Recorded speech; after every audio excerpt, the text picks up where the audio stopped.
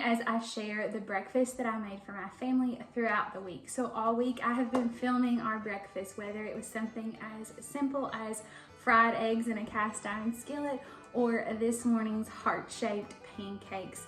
I tried to record it all to share with you all here. I hope you enjoy. If you want the recipes, I will try to have all of them linked down below in the description. I hope you enjoy.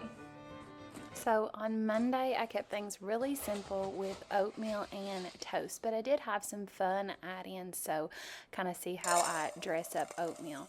But for oatmeal, I just do a half a cup of oats to 1 cup of water. I'm getting water here out of my Pro One filter. I do really like that. And so I just mix the water and the oats and then set it on the stove and bring it up to temperature. And then I'm gonna cut some toast off of this homemade bread. I do have a short sharing the recipe for this homemade bread if you would like to see it. And then normally I do apples and pecans, but we were out of apples, so I just chopped up some cranberries and added those to the oatmeal. Now Tuesday was a little more exciting. We did French toast. This is a favorite in the house. Everybody seems to like it really well. I just kept it really simple that morning with just some eggs and some milk, and then I did splash in a little bit of salt and cinnamon. I didn't actually add any sugar because we're all going to pour syrup on it, so I didn't even add any sugar. So I'm taking the slices of bread and dunking them and drenching them in that eggy custard mix, and then I'm going to drop them in a buttered cast iron skillet. You can see here how they look as they're cooking, and then I'm going to heat up some maple syrup in a pan to serve with it.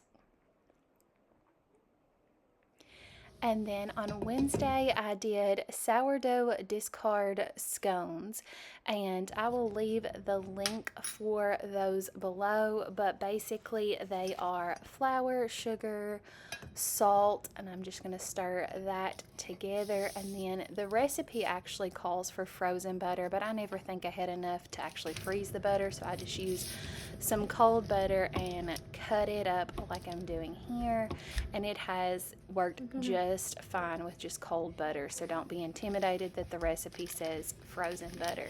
So I'm going to work that into the flour like if I was making biscuits I would do, just kind of crumble it up into it, and you're looking to get like a sand-like texture. And then I'm going to add the sourdough discard. Literally mine just came straight out of the fridge, and I'm going to work it in here. Now I will say I have one child that is not a fan of the flavor of sourdough, yet she really likes these sourdough discard scones. I'm also going to add my egg. The recipe calls for vanilla, and I just didn't add it. I use vanilla beans, and I didn't feel like it was worthy of a vanilla bean. The chocolate flavor is good. They're sweet enough, they didn't need the vanilla, but you can always add that if you want. So I work in the chocolate chips, and then I do the scones one of two ways. Sometimes I make them into a big disc and cut them into triangles, but lately I've just been doing this method here where I kind of roll it and pat it out, kind of like the size of a biscuit. I've just been doing that lately with them, and then I'm putting them over on my cookie sheet. And I can't remember, I think this makes about 10 scones the size I did them. So here I'm just going to plate them up and serve them. Now Wednesday you actually get a part 2 because I fed my kids the scones, and we like the scones, but we wanted something a little heartier for breakfast that morning. My husband and I did. So we had toast, fried potatoes, and eggs. So I'm getting some coconut oil going in the skillet here to fry the potatoes. Now, I will say we had fried potatoes with hamburgers the night before, and I had cut up too many potatoes, so I just stuck these in the fridge in some water in a covered dish. I did slice these a little thinner to be a bit more like hash browns. There, I'm flicking some water on the oil to make sure it pops, because that'll show me that the oil is hot enough to fry in. And so I'm just going to drop the potatoes in my skillet of coconut oil. I'm going to cover it, and that'll just help them get soft and cook a little faster. I just had the end of a loaf here And when I have just the end of a loaf, this is how I tend to slice it for the toast. So I'm going to get that going, and then I'm going to butter a cast iron pan here to fry some eggs. I'm going to crack 3 eggs into this cast iron skillet and get that going for our eggs for our breakfast. I'm gonna grab the top off of those fried potatoes and stir them and make sure they're not burning on the bottom or anything. Keeping that lid on, it just keeps them cooking a little faster. I'm gonna flip those fried eggs. A good cast iron skillet you can totally cook eggs in. Now here with the toast, I normally have softened butter, but I had forgot to leave any out, or I didn't have enough anyway. So I take the toast when it's warm, slice the butter, and then sandwich the bread together, and that will melt your butter enough that you can get it spreadable. And then I'm going to put some jam on the toast. We like blackberry jam. In the past I have canned some. I just did not last year, so we've just been buying some, but it is on my list of things to can in the summer this year is some blackberry jam, so that we will not be having to buy that at the store and we can just use ours. So I've plated up the toast. I'm going to reach over and grab my skillet of eggs, and I'm going to plate those up as well. You can see they just slide right out of that skillet, no problem whatsoever. Do not be intimidated with the cast iron. And then I'm going to go over there and check on my potatoes. Those do take longer than anything else, so you want to kind of start those early. And I'm going to pull that lid off. Look at all that steam come out of that pan, and find some place to set that lid down. And then I'm going to get my little spatula up. I really like this small size spatula. I think I have 3 of these. I don't know why, but I like that small size better, and so I'm going to serve those up. I will say some of my kiddos also enjoyed some fried potatoes with their scones. Now on Thursday we had egg in the hole. This is a fun breakfast. I had a full loaf here and I wanted my slices pretty even, so I did use my bread slicer here. You can see it has the ability to make really thin, medium, and then almost like a Texas toast thickness, and so I'm going with the medium size here in the middle.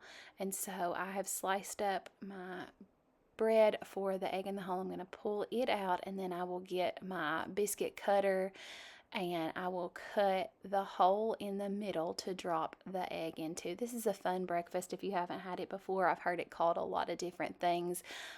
Egg in a nest, egg in a basket, all kinds of things. We just call it egg in a hole, keep it really simple. But I'm going to push that biscuit cutter down in the middle, and then that little fried middle piece we're going to fry as well when we fry the toast and egg, and that little disc is my kiddo's favorite. So I'm just going to repeat that process on all of these for breakfast and stack those up. I'm going to pull out my cast iron griddle pan. It goes across 2 burners, so I can get basically all of these cooked at one time. And so I'm going to turn it on. You do have to turn on both burners. Mine happens to have that griddle piece in the middle that can also be turned on. I'm going to get my eggs and my cut up toast or my cut up bread and get it all ready, and then I'm going to butter this cast iron griddle pan. And so once it is hot and buttered, I'm going to start laying the bread pieces with the hole out across the griddle pan. So I'm going to get all of those laid out.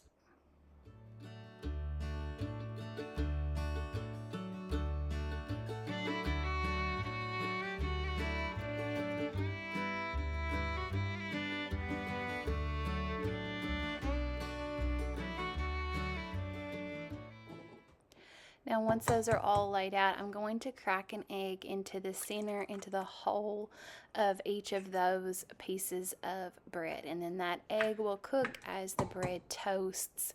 And it is just some kind of yummy deliciousness that I cannot really explain why it is so good. So after I get all of those filled, I'm going to salt and pepper each of them as well. And then we will let them cook And then once they are cooked on that side, then we will flip them and let them cook on the other side. You can see here kind of how that looks. And you can see the little discs waiting to cook. So I will flip them when that side is done. And we will get all those flipped. And then once all those are flipped, I will make room for the little discs and cook the little discs in all of the butter as well, which I think is why they're so delicious. There they are. You can see sometimes that griddle pan doesn't cook exactly even, so you have to kind of move things around, but it works pretty good. Here I am grinding some soft wheat for pancakes. So I have to say that I have been experimenting with grinding some of my own wheat, and we've been working it into our bread, and working it into the pancakes has been a huge hit. It has totally transformed. I'm using the same pancake recipe that I always have, but it has transformed the way the pancakes taste into such a better, deeper flavor. So I will leave the pancake recipe down below. It is my pancake recipe, but like I said, I have made the recipe for years with just regular all-purpose unbleached flour, but I have switched to switching out 1 cup of the 3 cups of flour for whole wheat, soft whole wheat flour, and it has been fantastic. So it is flour and baking powder and salt, and then I am going to melt some butter. My husband came through and made me laugh that morning as I was making our breakfast. I like that little cast iron skillet for melting the butter. I don't know a whole lot else that it's good for, but it is great for melting just a little bit of butter. I do add just a little bit of sugar to the pancakes, but not a ton, because I'm going to add chocolate chips to all my kiddos' pancakes. So there's going to be plenty of sweetness from that, and then I like maple syrup on mine with no chocolate chips. So let me know, do you like chocolate chips or a topping? How do you take your pancakes? I'm going to do some milk. My recipe calls for 2.5 cups of milk.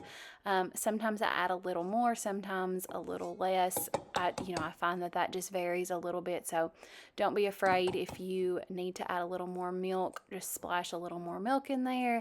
If you find that it's a little too runny, just add a couple tablespoons extra of flour. It'll all be okay. The egg broke as I was cracking it. Part of the shell fell in, and if you do not know, the best way to retrieve a shell is by using the shell. It'll kind of help it stick to that. So I'm going to crack these eggs and add them in to my pancake mix as well, and get that stirred up. And then you can see it does look a little thin even before I add the butter, but as the pancake mix sits just for even a minute or two, it will thicken. So give it just a bit of time to thicken before you start pouring your pancakes, or before you decide, hey, I need more flour, I need more milk. Give it just a minute. I did decide that because I knew it would thicken so much, I add just a splash more of milk. So again, recipes are recipes. They are a good base, but you know how your family likes pancakes. We happen to like them pretty thin, thin yet puffy. Does that sound like an oxymoron? I guess so, but we like them a little bit on the thin side. Still fluffy, but so that is why I did add a little more milk to mine. This morning it was actually Valentine's Day, so I made them into heart-shaped pancakes for my kiddos. That's as Valentine's-y as we get, is heart-shaped pancakes. Again, my kids like chocolate chips, so I'm going to sprinkle some chocolate chips on their pancakes. And again, this morning I utilized that girdle pan to make the pancakes. And so I'm going to get those cooking.